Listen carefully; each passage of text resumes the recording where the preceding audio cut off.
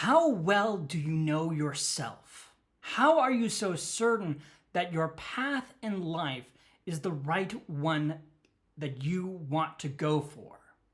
We like to think that we know ourselves pretty well and that the path we're on is the best one for us. But deep down, we're still doubtful about it.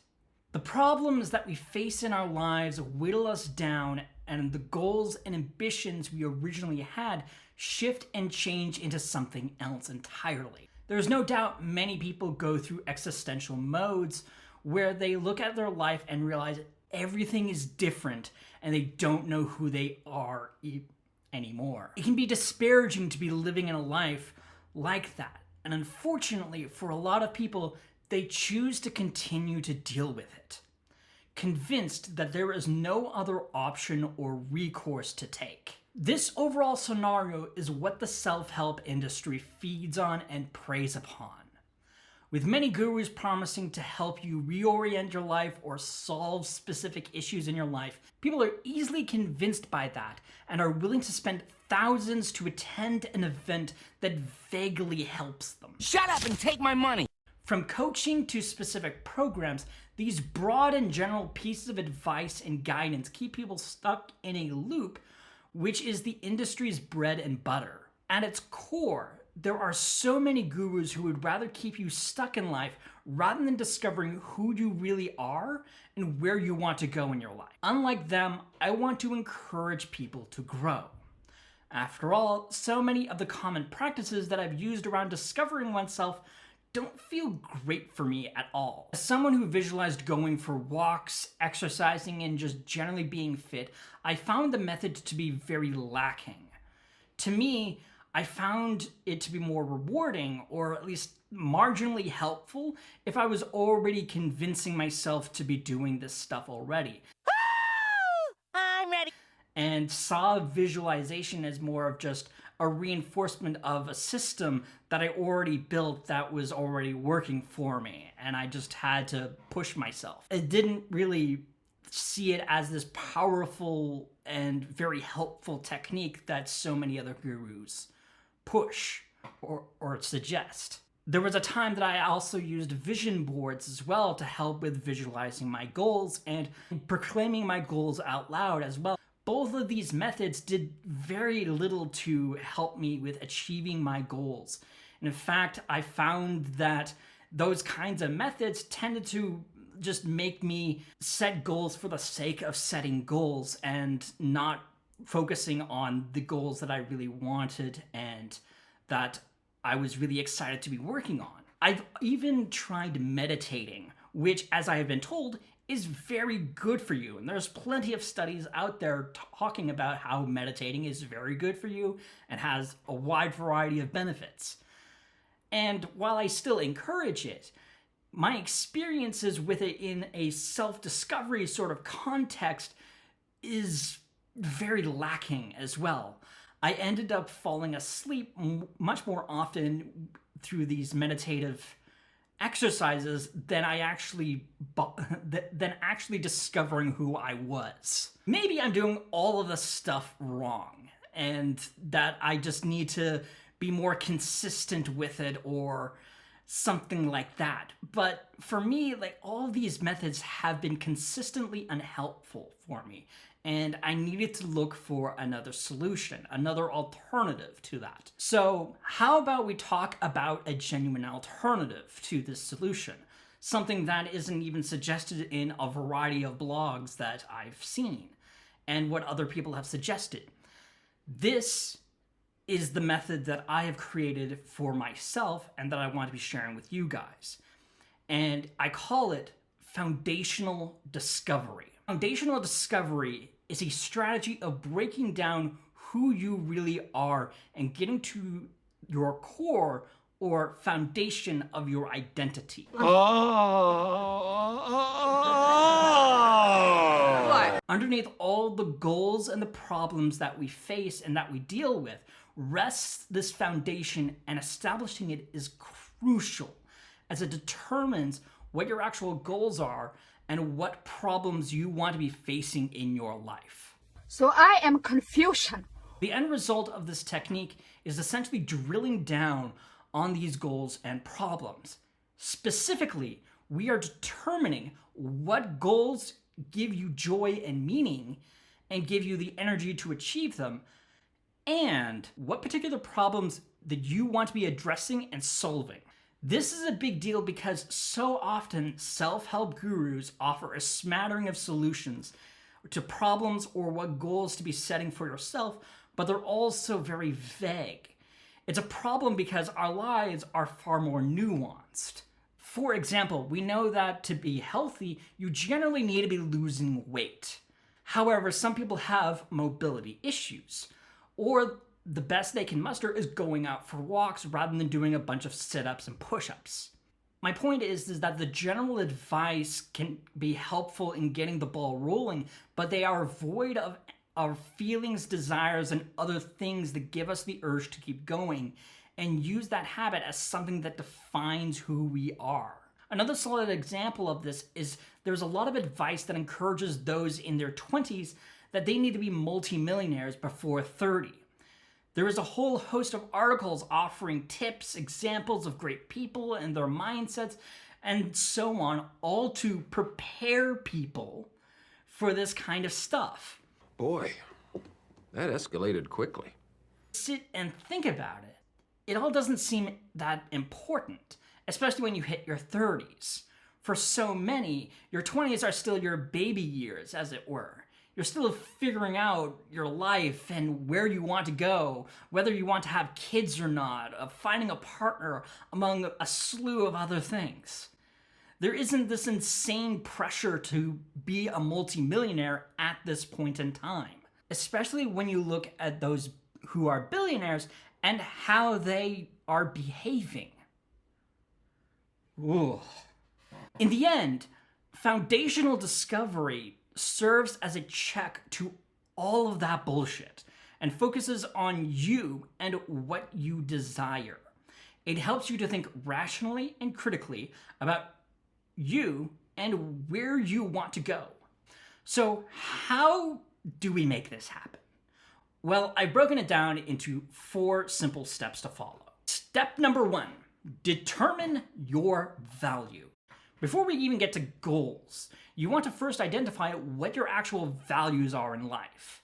Values are important as they represent what you stand for and your overall belief system. How? I need your help, Master. No, you just need to believe.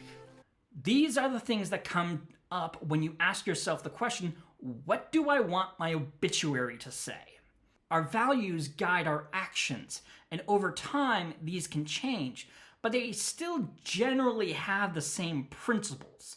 They're anchored in what you believe in and uphold. In order to determine your own values, you need to really delve into self-discovery and spend a lot of time in your head thinking about that kind of question or other questions that are similar to that. Think Prince Zuko. Think. What do you plan to do now that you have found the Avatar's bite? Step number 2, identify where your peak is for those values. Once you know what your values are, it's important to determine where is this peak for those values. As in, what is the highest level of satisfaction that you think that you need in your life at this point in time? While it's tempting to go for the highest possible peak, such as being a multimillionaire before 30, it's important that you are more practical about it and more realistic. I mean, it's all right, like... This isn't about showing off to your friends and family or anything like that. This is all about figuring out who you are and where you truly want to be going and owning that. Like our values, these too can also shift and change, and you can always readjust after some time, so long as you are absolutely certain of that change. Uncle, you're changing! What this step does is essentially locks you in temporarily to what you want to achieve in your life. That peak is where you feel like the area is fully addressed and requires a little bit of work to maintain it, but not much else. My name is perfect. Step number 3, figure out your goals. With your values more grounded in reality, you can piece together what sort of problems you can face in obtaining those values. The counter to that is setting goals that are specifically designed to address those problems. For example, if you want to be losing weight, well, if you have some mobility issues or if you live a very sedentary lifestyle, then you probably do not want to be pushing yourself into the deep end and exercising for 3 hours straight or something like that, or trying to run a 3K marathon or something. You want to be taking baby steps and doing so accordingly. This is boring.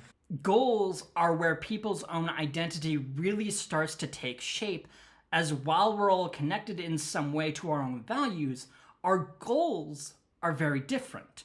So many people want to be losing weight, but not every person is hitting the gym every single day in order to make that happen. This doesn't make non-gym goers lame or doing it wrong. They're solving their issues in a way they prefer and that fits their life. What?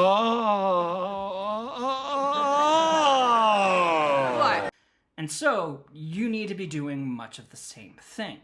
And the final step, step 4, is to figure out why you want to be doing this in the first place. The final step, though, really ties in everything, which is figuring out your why. Your reason to even consider solving this problem and determining if this is a real problem in your life worth solving. I'm gonna click on decline. The reason for this step is a simple one. There are a myriad of things that we could be doing right now. All the same, we have a variety of problems in our lives to the point that there are problems that we haven't even thought of or considered. There are so many different problems in the world, both on a global scale and individually, but we're choosing to focus specifically on the ones that we have goals associated with it. The question is, why those ones? Why those ones right now? The intent is to tie this answer to your values, something that speaks to you. Yes! That's awesome! It's internal motivation, as the answer should be persuasive enough for you to want to solve the problem. However, it also locks in who you are and how you define yourself moving forward. And that's what's most important above all. While I think these steps are important as a start, there is nothing wrong with your foundational discovery being different from mine. I know I used a slightly different method than this to figure out whether I was truly a religious man or not, for example. At the end of the day, the idea is to form a basis for discussing things with yourself. It's using yourself as a soundboard and actually listen to yourself speak for once. It's determining whether you truly believe the words you're saying and are compelled to do what you are doing in the first place. These steps are essentially the preliminary work for your identity that you now possess and can reassess whether this is something you want and value or not. If it is something that you value, it's a matter of following through with your goals and making an effort to achieve them. Do it! Having a strategy, having plans, having a specific mindset to get yourself to do the things that you really want to be doing. And that's what it's really all about. Actually figuring yourself out and rediscovering who you are. Hey, thank you guys so much for watching the entirety of this video. Don't forget to leave a like on this video if you enjoyed it in any capacity, and also to subscribe to this channel if you haven't done so already. I even post memes into these videos if you haven't even noticed that.